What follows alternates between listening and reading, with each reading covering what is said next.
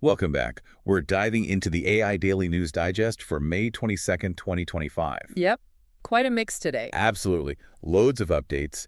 And we're here to sort of pull out the really interesting bits, give you a clear sense of what's actually happening in AI right now. Right. We got everything from new models, some big money moves, open source stuff.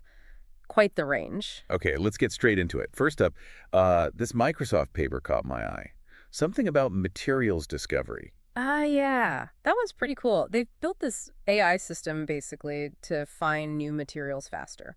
More than just, like, crunching numbers, though. Seems like it. They're integrating lots of different data sources, chemical properties, lab results, even theory. And the goal is to speed up finding new stuff. And you've already found something. Battery materials. Exactly. That's the proof of concept, right? It shows the potential impact.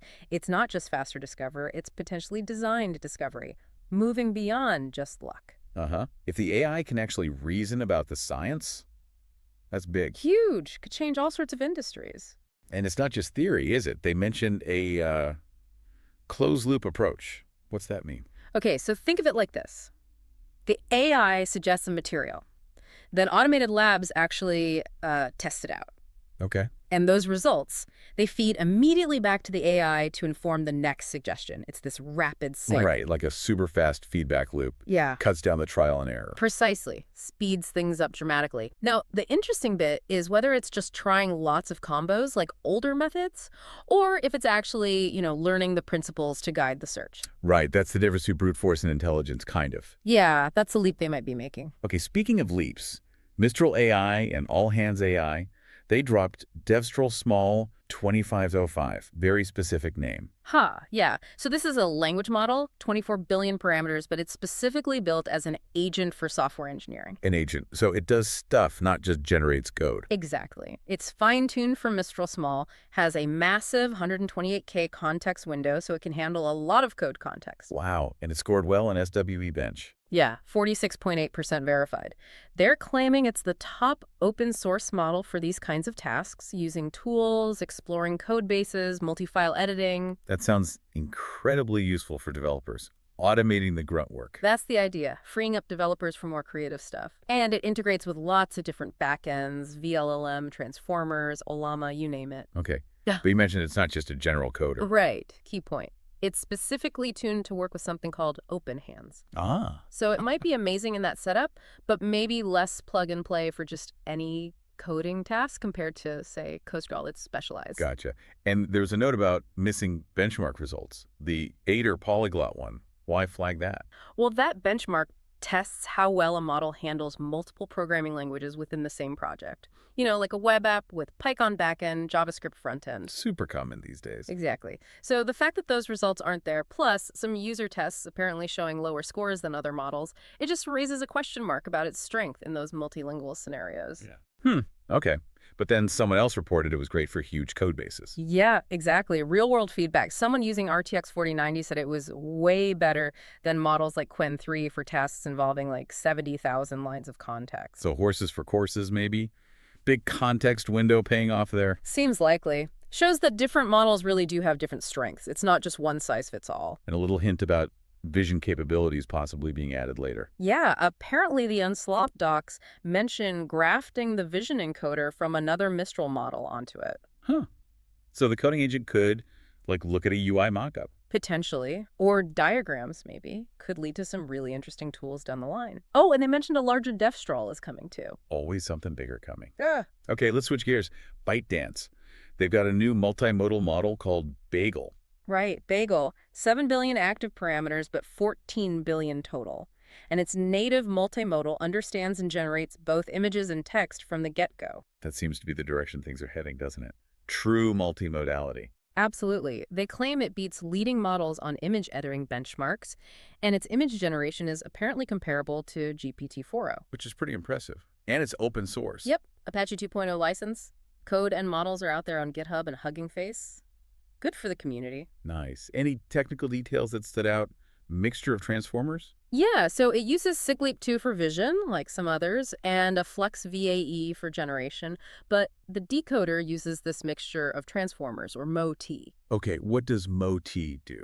Think of it like having several specialized expert networks within the decoder, each good at different parts of image generation, allows for more nuance, potentially. Ah, okay.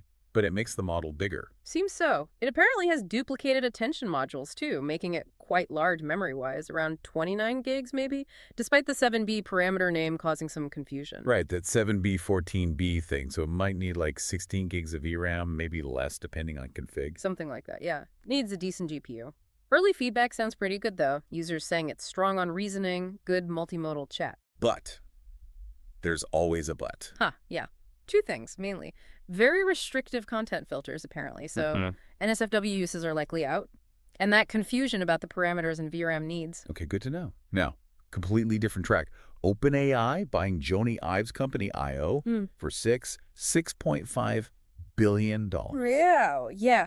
That rumor turned out to be true. $6.5 billion. That is a massive statement. It really is. And the focus is explicitly consumer hardware. Seems so. This is OpenAI moving beyond just APIs and software. They want to ship physical products designed by Jony Ive's team. That's a huge shift. And the timing.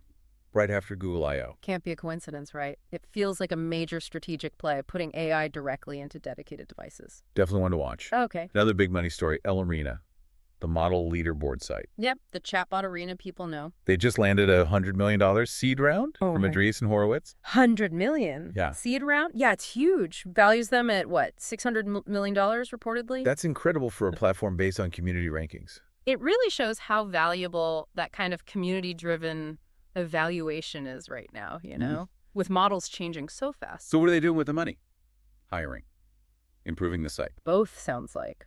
Hiring, making the site faster, integrating community feedback quicker. They mentioned switching to their beta site soon and doing a staff AMA. Okay. And there was some chatter about maybe this huge investment is linked to Google wanting their RLHF data. Pure speculation at this point, but you can see why people might think that. El Arena has this unique data set of human preferences from all those model comparisons. True. Very valuable data for training. Interesting. Definitely something to keep an eye on.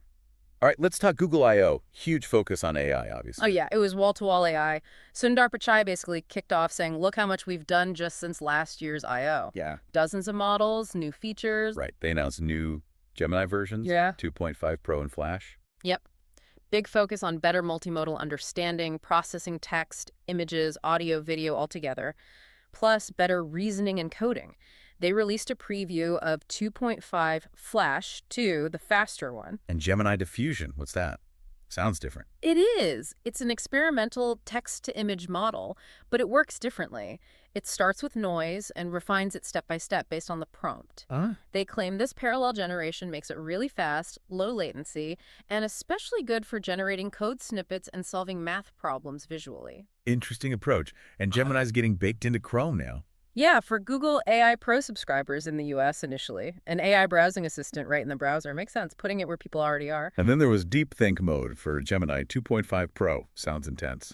Yeah. The idea is it uses parallel thinking techniques, like explores multiple lines of reasoning at once to tackle really complex problems. So for the hard stuff, math, complex coding. Exactly. They showed some impressive benchmark scores for it on those kinds of tasks. And Project Astra, Google's universal AI assistant vision.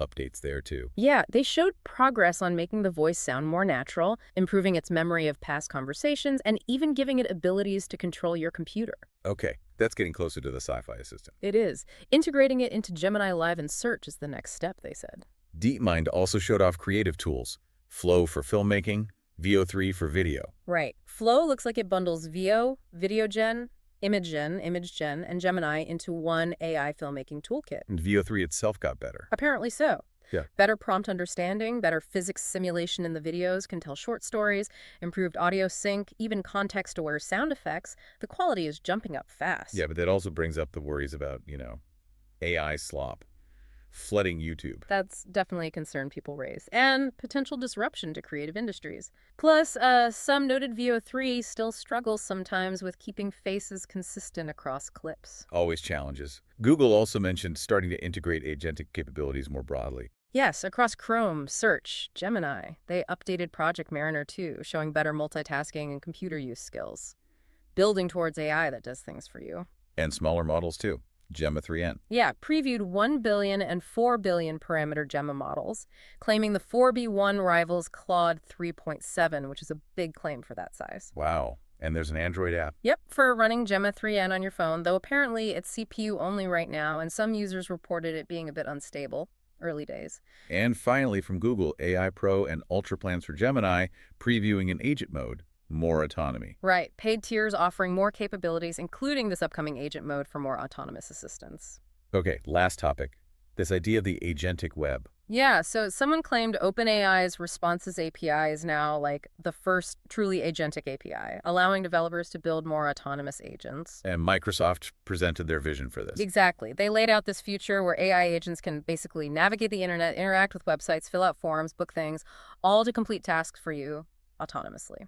So AI assistants that actually go out and do stuff online on your behalf. That's the vision. It's a big shift from just retrieving information or generating content. It's about action. Okay, wow. That was a lot. So, trying to wrap this up for you listening, what does it all mean?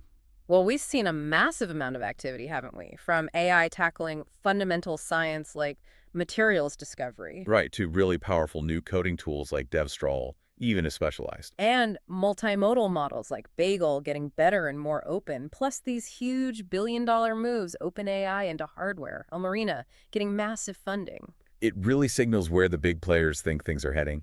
The pace is just relentless, isn't it? Both open source and proprietary. Definitely. And this theme of agentic capabilities keeps popping up. AI that doesn't just answer questions, but actually does things for you online, that could really change how we use the internet. Yeah, that agentic web idea feels like a potential paradigm shift. And the OpenAI hardware move, AI merging with physical devices, it hints at a whole new way we might interact with this tech. So the question for you is, what part of all this jumps out? Is it the coding agents, the creative tools, the hardware future, the agentic web? What problems do you hope these evolving AI tools will solve? Or what new questions do they raise for you? We've really only skimmed the surface today. Absolutely. The AI world just keeps accelerating. Lots to keep watching.